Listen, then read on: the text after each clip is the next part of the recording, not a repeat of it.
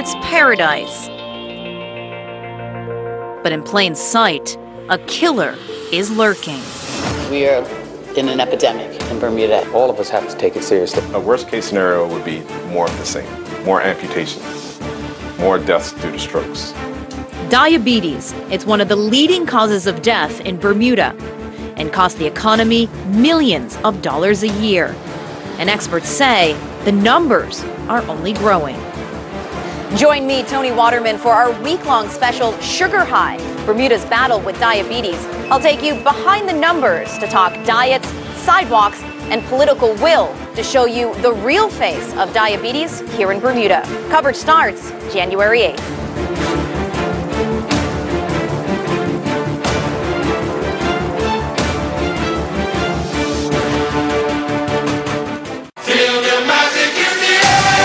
The 21st edition of the FIFA World Cup will be aired live on Bermuda Broadcasting Company.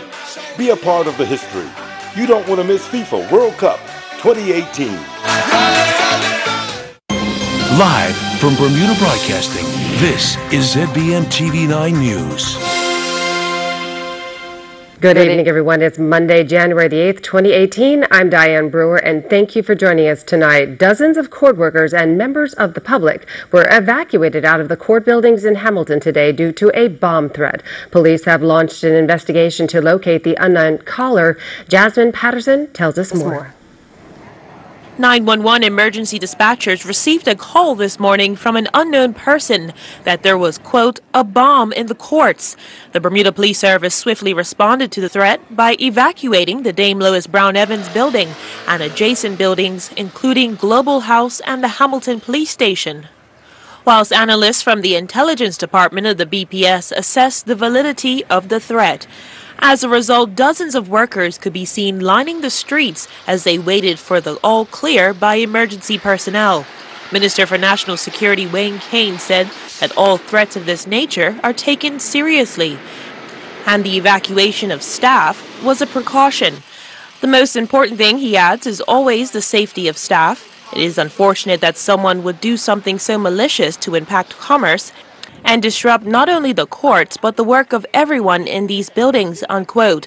Traffic diversions were put in place, blocking access to Court Street, Queen, and Victoria Street. Once the threat had been assessed, around 10:20 a.m., the two neighboring buildings were reopened, and a floor-by-floor assessment was undertaken of the court by senior staff. Following that, in agreement with an officer from the Explosive Ordnance Disposal Unit, the building was declared safe and staff were allowed back in to resume their stations before the public was allowed to re-enter. All court proceedings were suspended until the area was deemed safe to the public. The delay to the magistrate's court plea session and arraignment session lasted about an hour. It is an offense to make false or malicious calls. In this case, a full investigation by police is underway to identify the person responsible. Jasmine Patterson reporting for Bermuda Broadcasting News. In court news, a man is charged in the Supreme Court for the 2010 premeditated murder of Perry Puckrin. Appearing during today's arraignment session, 34-year-old Jeremiah Dill of Pembroke pleaded not guilty to unlawfully killing Perry Mosley Puckrin, Jr. on January the 3rd, 2010. He also denies using a firearm to commit the indictable offense of premeditated murder on the same date. Dill is represented by lawyer Charles Richardson. Charles Justice Etta Simmons adjourned the matter for mention on January 15th. Meanwhile, a Bermuda Police Service inspector pleaded not guilty to causing grievous bodily harm to a man.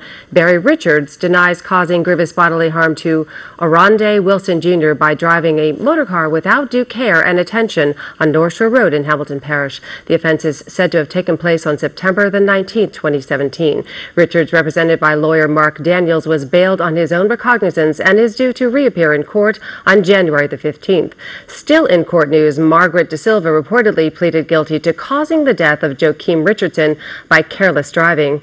The Daily reporting Richardson died after a crash near Blue Hole Hill on May the 10th last year. De Silva will reappear for sentencing on January 30th. Well, stay with us. More news and tonight's AccuWeather forecast after the break. Imagine your home working as hard as you, harnessing the power of the sun. While you work, we work. Think solar with BAE. Imagine more power, more often with BAE. If you're looking for extra savings and free benefits with car insurance and home insurance, Colonial has just the cover you need. There's a free $250 gift voucher for new home insurance customers too, and 10% car insurance discount if you have home insurance. With a claim service that's quick and friendly. We call it Cover Without Added Costs. Call for a quote on 296-3700 or visit cgigroup.com. Colonial, where people come first.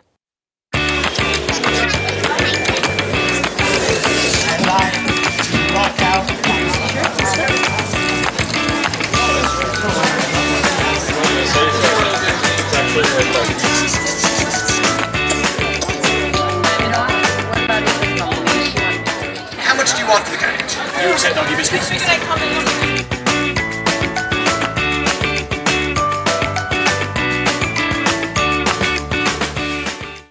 Welcome back. Well, I'm sure you've been seeing that promo Sugar High, and tonight kicks off our week-long special on diabetes. Bermuda has one of the highest rates of diabetes in the world, and it's a leading cause of death. It also costs the economy tens of millions of dollars. All this week, we're going to show you the face of diabetes here in Bermuda and examine what is being done to halt the rise in new cases. Tony Waterman is bringing us a series, and she joins me on set now. Tony, how big of a problem is it? Well, Diane, I have to say that the Minister of Health has called this an epidemic. You have doctors who are describing it as a tsunami. So both of those words really conjuring up some pretty bleak images. Now, we're talking about type 2 diabetes. This is the form of the disease that is preventable, and yes, it is linked to your genetics, but it's widely linked to your lifestyle and your weight. And 75% of the population here in Bermuda is either overweight or obese. And, you know, getting diabetes would just be bad enough, but when it's not maintained properly, it really just opens the floodgates to a whole slew of other health problems. So we're talking about heart disease, stroke, kidney disease, the list just goes on and on and on. But, I mean, you and I know, we're journalists, we cover these type of stories, that behind all of these numbers and behind all of the statistics, there are often very personal, sometimes very tragic stories, human stories. And there's also, of course, the economic element to all of this. It costs tens of thousands of dollars, and if healthcare costs are not reined in, then that could have a very detrimental effect to the overall economy in ways that people probably aren't even thinking about right now. So this entire week, we're going to be looking at all of those issues, but tonight we're going to kind of set the scene, we're going to take a look at the numbers, and I should probably warn our audience that they may find some of the images a little bit distressing. Walk the streets of Hamilton and temptation looms around almost every corner. Cakes, fried chicken, pizza, and barbecue. Hey, what's for lunch? Just a hamburger and fries. Hamburger and fries? Yeah. It's one of the unintended consequences of urbanization and hectic schedules. Fewer people are making time to make their own food.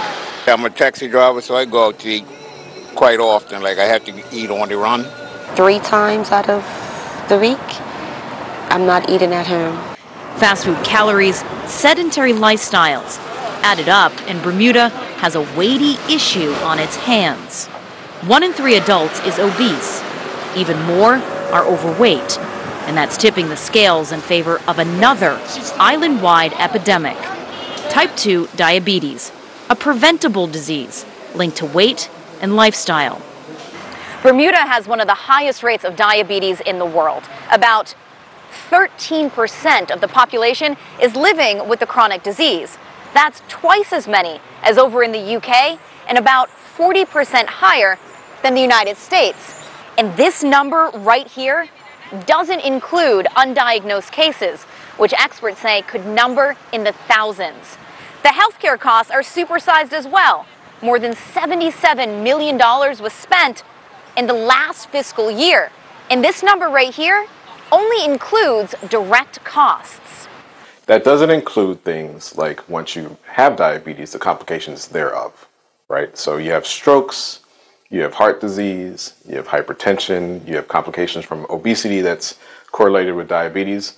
All these things aren't factored into that $77 million. What's your estimate on what the cost could be? Huge. Dialysis alone can cost some $200,000 a year per patient. Another factor is amputation. Diabetics in Bermuda are having their lower extremities removed at twice the pace of OECD nations. There's also a major gap between the races. In one survey, 16% of black Bermudians reported they had diabetes, compared to 8% of white Bermudians. Some of it's family history, I'll be honest, and then there is also a part around what we call social determinants of health, so that is tied to education, also living conditions and things like that. It's certainly easier if you are a well-off, affluent white person to make healthy choices. The government is looking to make changes, but experts say there's no silver bullet. It will take all sectors of society, public, private, and personal, to put the squeeze on the bulge.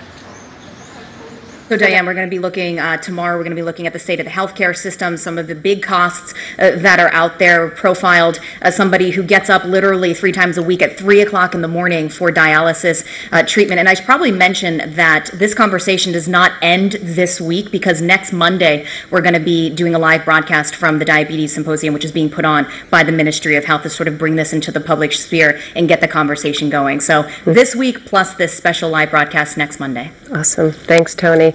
Well, we're all looking forward to this very informative series on diabetes, which certainly is a major concern for many Bermuda residents.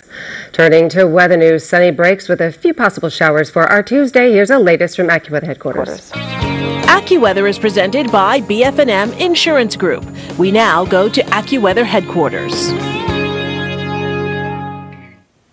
This forecast is brought to you by the BF&M Insurance Group. And as we take a look here across Bermuda, things have been generally pretty quiet right around Bermuda. We've got a disturbance off to our south and east, but high pressure has been the main player here. But what's going to be happening is there's going to be a little bit of a weakness in the flow here between 2 areas of high pressure. That's going to bring us a couple of clouds tomorrow, maybe a couple of showers as well. Now, our current temperature in St. George is 63 degrees, 63 in Hamilton and Somerset Dockyard. Our humidity is 55% with an east-southeasterly winds 5 to 10 knots. It'll be easterly. It'll start to turn a little bit more southeasterly. The water temperature is 66 degrees and the waves inside the reef near 1 foot. Outside are 4 to 6 feet. Now for tonight, we'll have a mostly cloudy sky, an overnight low of 62 degrees. Tomorrow, that weak disturbance will bring variable cloudiness, just a couple of showers around in the afternoon with a high temperature of 69. Our low temperature at night, 64 degrees with a lingering shower around. Our first high tide was at 1:32 in the afternoon for today, and our first low tide at 8:01 p.m. Our second high tide will come at 2:21 a.m. in the morning hours, the wee hours of the morning. And our second low tide comes at 8:44 tomorrow morning.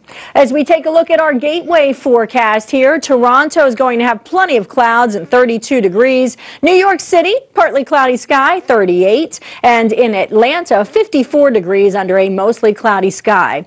Jamaica, 87 degrees, a couple of showers around. And Trinidad, 88 with a couple of showers around as well. Looking at your forecast for tomorrow, we do have a couple of showers around in the forecast. On Wednesday, mostly cloudy skies, 68 degrees. It'll be breezy on Thursday under a partly sunny sky. Breezy also on Friday and Saturday. Mostly sunny skies on Friday at 71 degrees. We'll be at 72 degrees on Saturday with a partly sunny sky.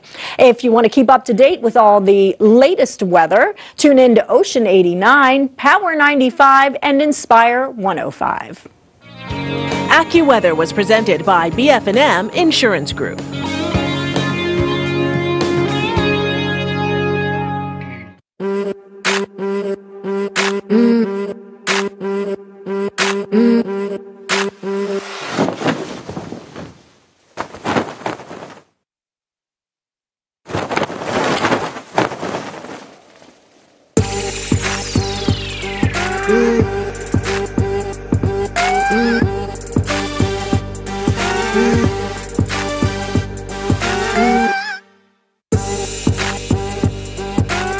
Visit Bermuda's #1 furniture store today. Big savings zone, Southside St. David's. Hypocrites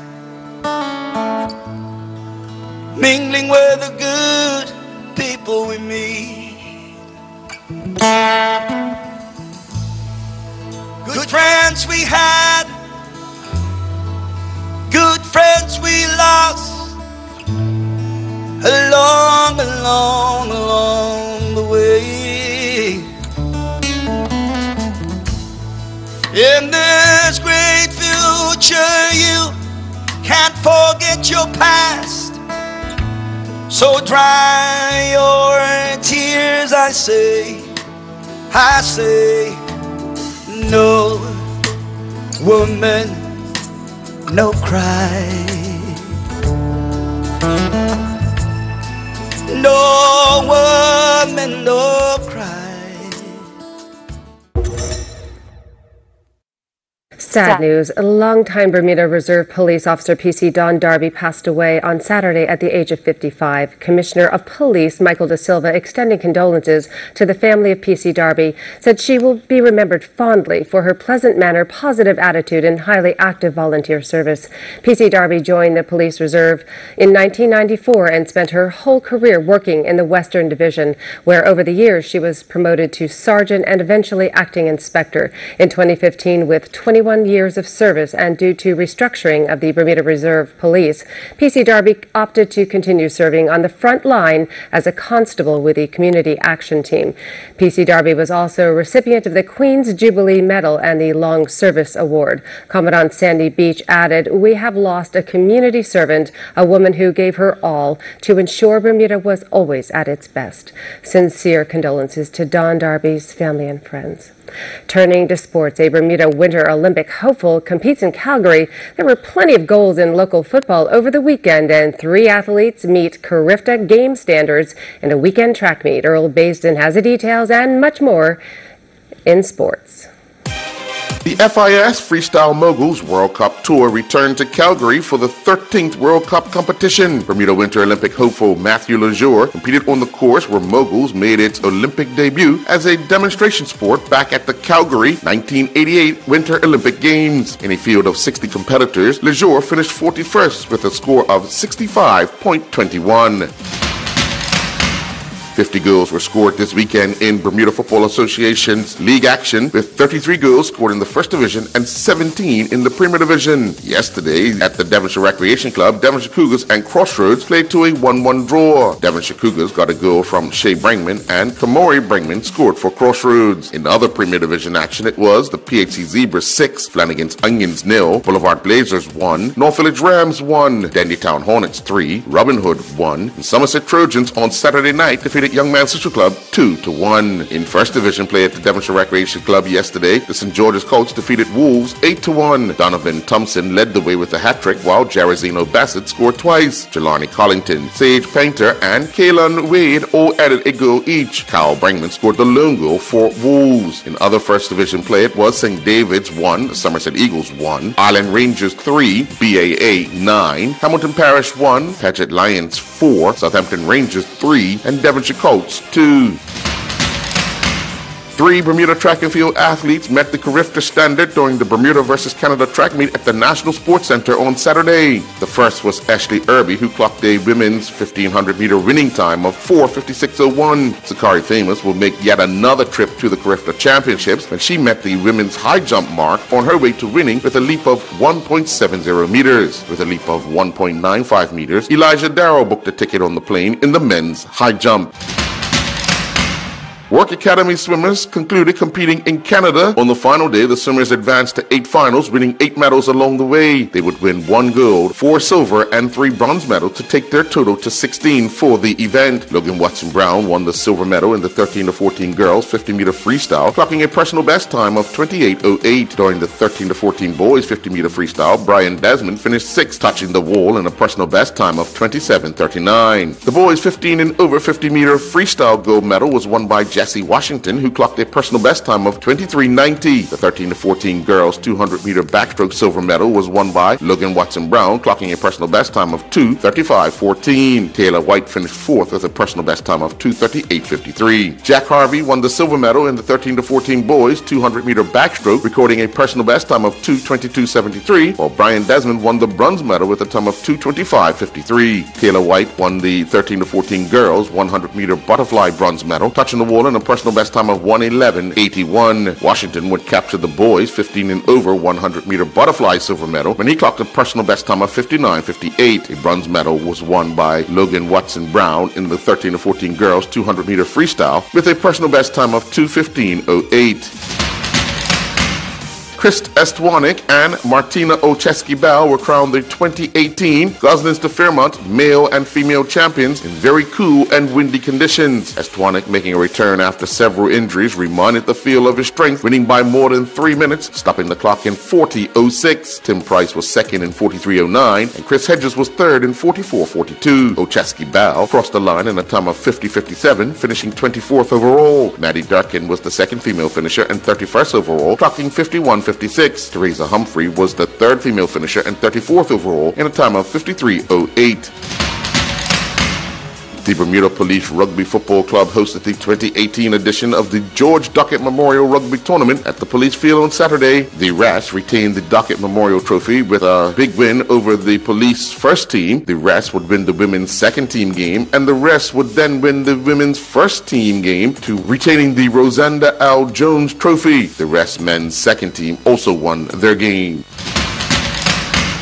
There was harness pony racing at the National Equestrian Center on Vesey Street on Saturday evening. In the 104 and 4 and faster time bar class, Rio Patrol with Andrea Westerfield clocked a winning time of 105 and 2. Costa the Dragon and Andy Stoneham finished second, clocking 105 and 4. Finishing third was Tyler Lopes in the bike of Google Me, clocking 106 flat. Simsfield Hard Times and Philip Correa finished fourth in a time of 106 and 4. David Burrows Jr. in the bike of Spirit of Bruno won the 110 and 1 to 111 and 4 time bar class, and they were clocked at 109 and 2. Rock On and Kelsey Durham finished second in 111 flat. Cool the Fire clocked a winning time of 111 and 4 in the 112 and slower time bar class. Maurice Rayner in the bike of Catch Me If You Can finished second in 119 and 4. A Bermuda National Women's Field Hockey Select Team defeated visiting Delaware Valley University at the National Sports Center on Saturday. Bermuda put early pressure on the visitors, but were held at bay until the third quarter when Maha Clark scored a field goal. In Bermuda Field Hockey League play, the Canaries defeated the Pink Robins 3-1. The Ravens defeated the Sandpiper 8-0. The Budgies went down 6-1 to a mixed A team, while a mixed B team defeated the Canaries 5-3. The Bermuda Basketball Association hosted a 3-on-3 tournament inside the Cedar Bridge Academy Gymnasium on Saturday. After a full day of play, TBD defeated the Chargers in the final 20-8, with Deloitte finishing third.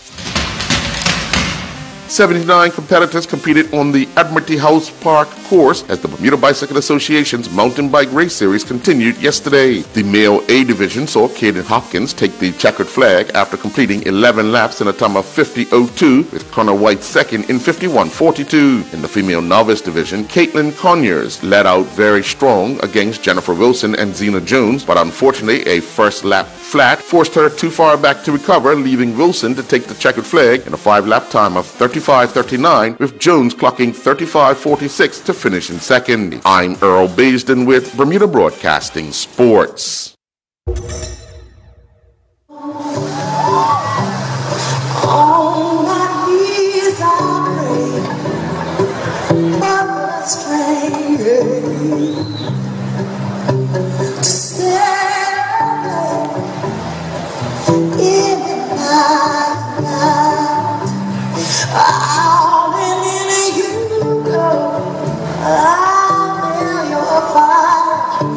Then I lose my self-control.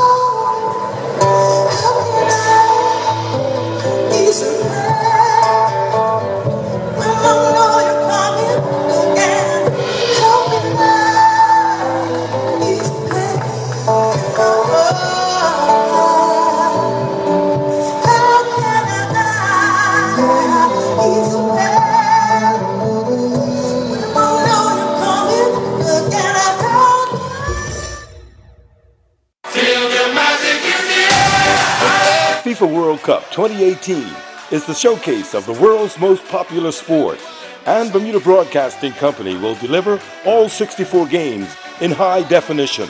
This is a great opportunity to present your ad during the most prestigious sporting event. For more information, email sales@bermudabroadcasting.com.